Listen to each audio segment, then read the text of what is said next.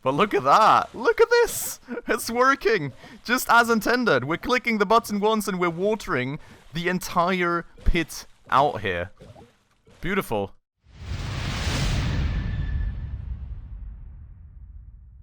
Alright everybody, hello and welcome back to another episode of Scrap Mechanic with me, Spacefish, and welcome to a beautiful sunset out here on the planet on which we're currently kind of stuck. So, I have been doing a few things in between episodes. As you can see down below, I've got some component kits already in my inventory again, but as you can also see, it's unfortunately only 9 of them. I actually found, like, I think 3 POIs, and well, while they had all respawned, they really didn't have much of anything in terms of component kits in store for me. So, very, very sad and annoyed about that, I'll have to say, but that is kind of unfortunately what it is. Also, in between these 2 episodes, I had another wave actually get triggered on my plants because, well, I didn't finish farming them before a certain time the next day. In theory, that wave is still due in about 4 hours. In practice, the timer has disappeared when I left the game and re-entered it. So, I'm not quite sure if there's currently a bug where the game kind of forgets that there was a timer and you're just kind of free to move on, or if eventually some bots are just going to come yeeting at my farm. So I think once this time here hits 2400, we will probably have a quick look at the farm just to make sure that it is actually safe. Now there's a little he-bot out here that's rather close to my farm that I would actually like to get rid of, and I also spotted another crate out there that I would actually like to grab. So let's take care of those 2 things real quick, and I think there was potentially something in the bushes out there. Oh, component kit number 10. What was light? Yep, there's another boy. Come over here, little buddy. Smack, smack, and smack. Beautiful. Okay, so that's them out of the way right here. Let me now just get over to the farm. But Spastic Cube has actually let me know a few things about the whole farming thing. For one, he has actually linked me a tool down below in the comments of, I think, the last video that actually helps you easily calculate how many of which crops will trigger what kind of waves, and also that kind of explained the whole way that all these waves actually work, being that if you have multiple waves in a row, like on multiple consecutive days, the waves kind of become harder. So probably what we want to do here in terms of farming is, as I've really just farmed these 12 crops and in theory triggered a second wave on this farm, what I probably want to do is wait for one day and then set up a whole new plot with seeds again, just to kind of trigger the first wave again and make sure that we don't end up at the 3rd stage where everything becomes a bit beefier. But that's actually a very, very cool tool, and it's very nice and easy to use. I very much like that, and thank you so much for it.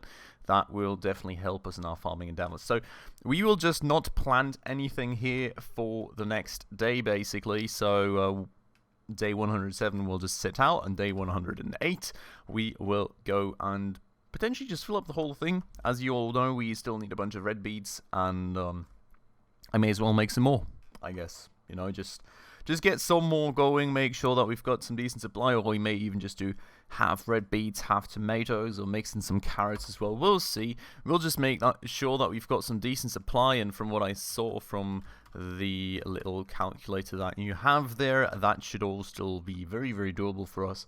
Just really expecting a few of these lads and a few haybots, and as you can see, the 3rd wave actually is, well, the 2nd wave actually still is very much a go here, as these laddies are just, all yeeting at me, and that's kind of one more than I expected, to be honest. Yeah, so, whoa, can you stop boosting yourself around me, please? Thank you. That is actually 4 haybots now, not 3. Good thing we stayed around for that, wave that we were told was coming, but then the timer just disappeared. So that's good to know. The timer actually stays, you just don't see it anymore. So you kind of need to pay attention yourself in between games if you hop out, otherwise your farm will probably get nuked. So as you could see right there, that was certainly more haybots than we had the first, not haybots, but tote bots that we had the first time. That just for the reason that a second wave got triggered in a row, and that makes them a bit beefier.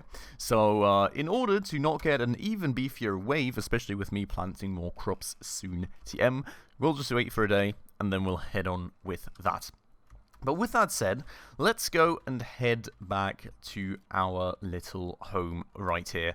Now, as you all may know, let me firstly actually put this back into the miner. I did actually find a good bunch of haybots that I killed in between episodes as well, so that's why I kind of used these things to pick up the arms and get some scrap metal. As you can see here, we've got a good bunch of that. We've got a good bunch of tier 1 metal too, so maybe we will be using that for something this episode, otherwise we'll use it for something next episode. We will see.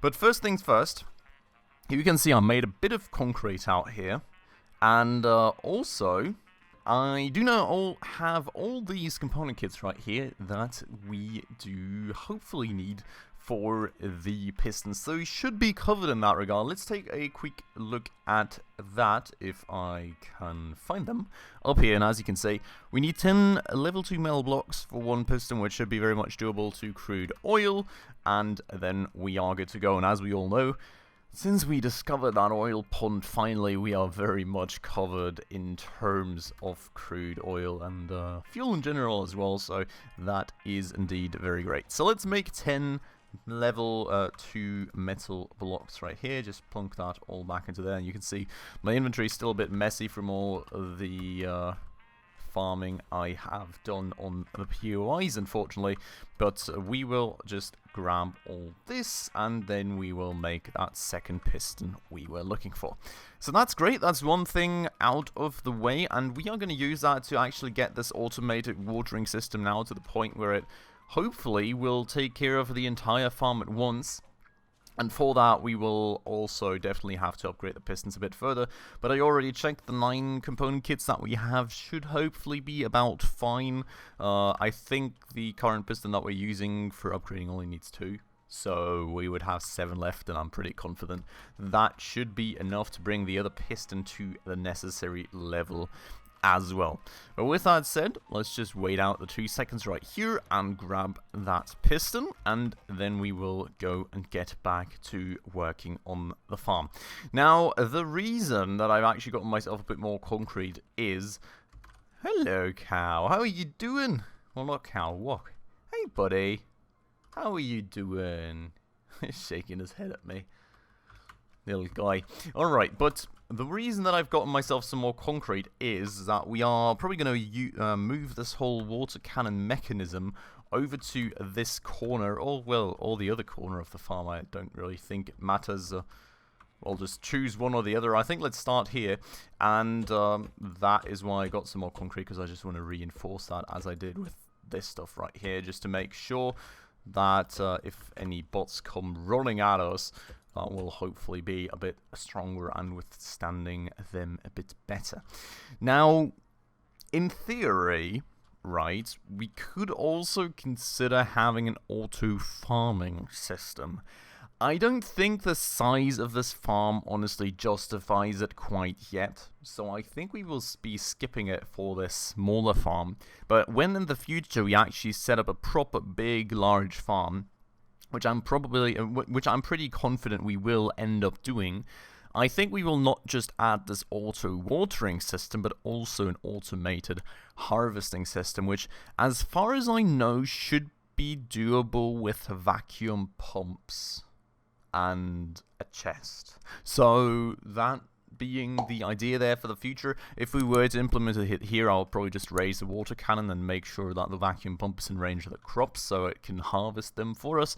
But as that is not the case, we will just kind of choose the same height right here and then have a first piston going. Now the thing actually probably being that maybe it is a better idea to actually have this construct going out here, because what I am thinking is that we will probably require a piston, then a concrete block, and then another piston on it, basically, to get this going.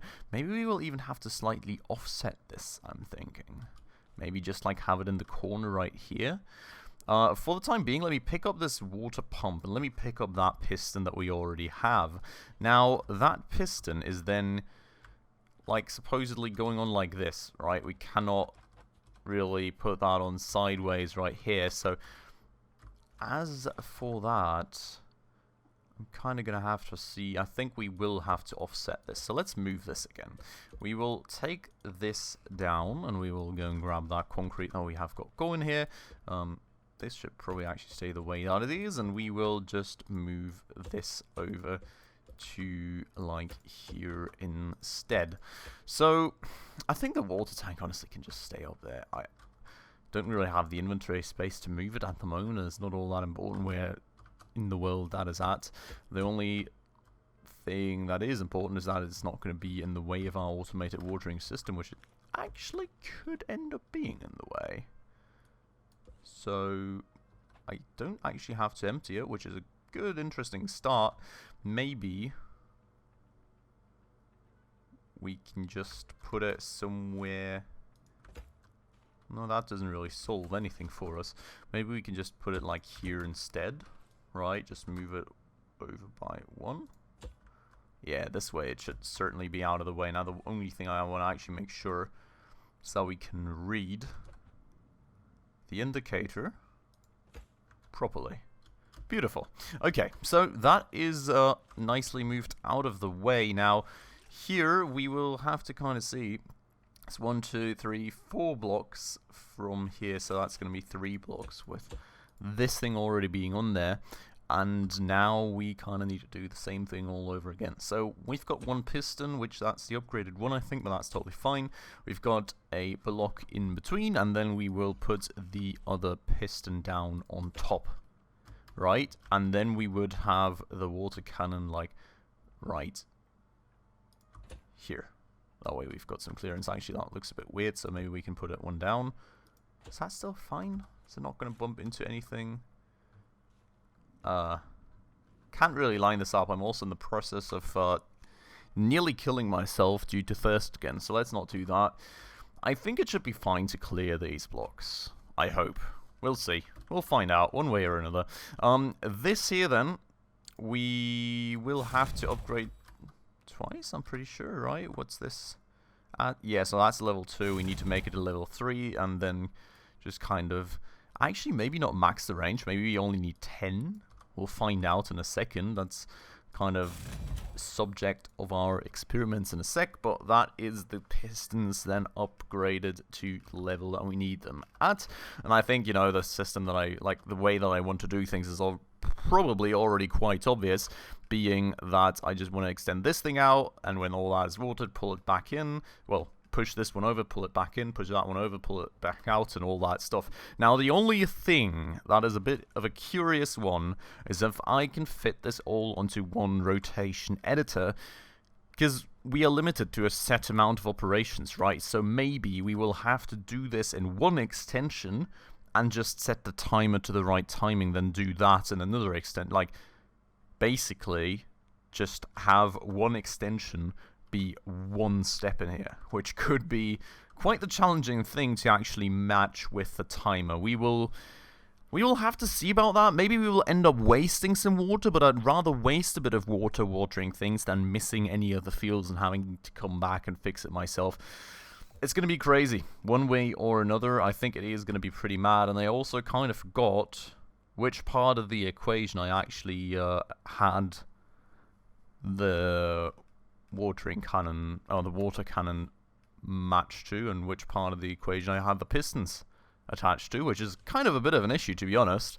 We will have to find out about that actually now, so I'll be right back. Alright, so back I am. Should be pretty simple, I hope. Basically, the timer should be attached to the water cannon, which makes a lot of sense, of course, and then this thing right here should, of course, be attached to our 2 different pistons. Now, we will also have to identify which one is which, so it seems that the first entry is going to be our, well, this way extension, whatever axis we may call that, and then that's going to be the other extension. Let's find out about that. So basically, and I also will kind of have to find out about that, actually maybe just going to unattach this real quick so we don't waste all our water doing this. First things first, I think we need to actually try out the extension. So, in base state, right, we should be at 0. Yeah, so that was what I thought. No, stop, please. Wait. Thank you.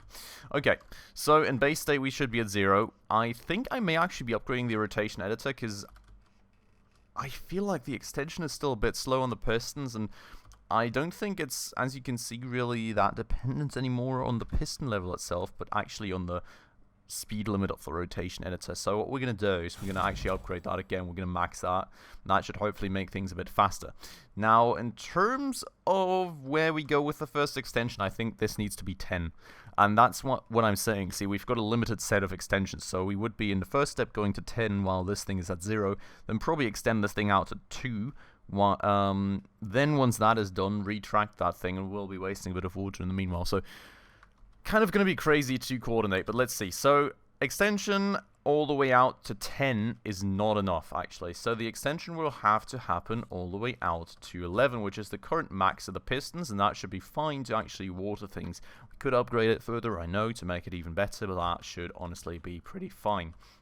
And then the next thing on the list has to be to extend this piston out far enough to a point where we actually have this hopefully somewhat nicely centered, and that little itch right there made me kind of nervous, to be honest, but we are where we need to be somewhat. So we go to 3, and then the next extension here will be all the way back down to 0, basically.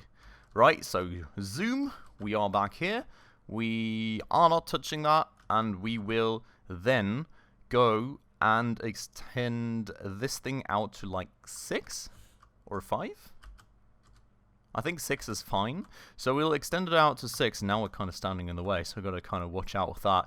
Then we will extend this thing all the way back out to 11, which will bring us all the way to out here. And we're honestly kind of running out of steps here, I think. That may actually be very close.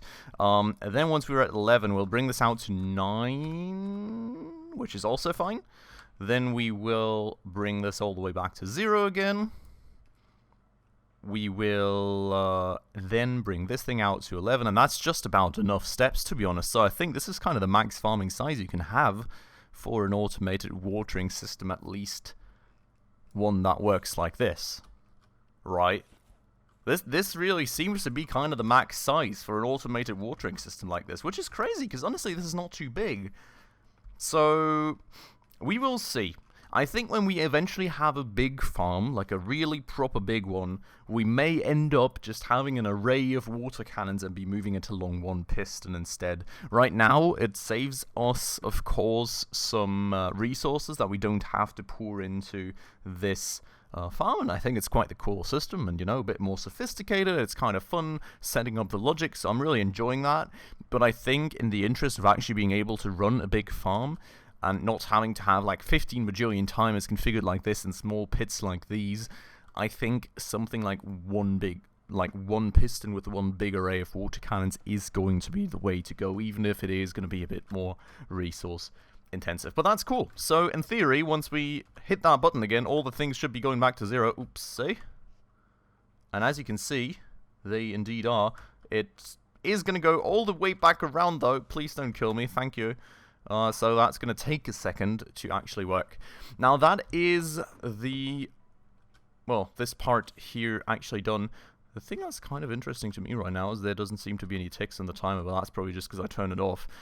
So that's that. Now we actually need to make sure that we set the timer to a frequency where we actually have enough ticks to be able to water all these things. And I think it's going to be a very low frequency. Like, I think maybe half a second or something, to be honest. So let's go for 500 milliseconds. See how that works. Nope. Wait, yeah, well, it's definitely not going to work if you don't attach the timer to the water cannon. So let's try that again. That's going to pull the water from there. Boop. Nope, not even close. Alright, I think a quarter of a second. Please, I said stop. Well, maybe we don't need to stop. As you can see, we're wasting a bit of water. But look at that. Look at this. It's working. Just as intended. We're clicking the button once and we're watering the entire pit out here. Beautiful. Now the only thing I would really like to actually set up is a trigger that once we get to the last step, the whole the whole thing just ends. I don't think that's a possibility, to be honest. We'll maybe eventually find out, but that is really darn cool, honestly. As kind of expected, we're wasting a bit of water when going on these, like, one-field transitions, because the thing just inexplicably is way slower than if we go, like, this way. But overall, we're watering every single field here. Look at this! It's all nicely watered. And we didn't do a thing ourselves.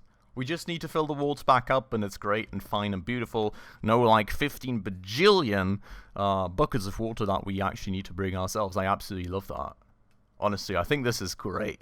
It's taken a lot of effort actually getting it to this point, but yeah, I'm happy with it. Our system is actually going, and look at how beautifully and nicely it actually works. Watering all the things all over the plot.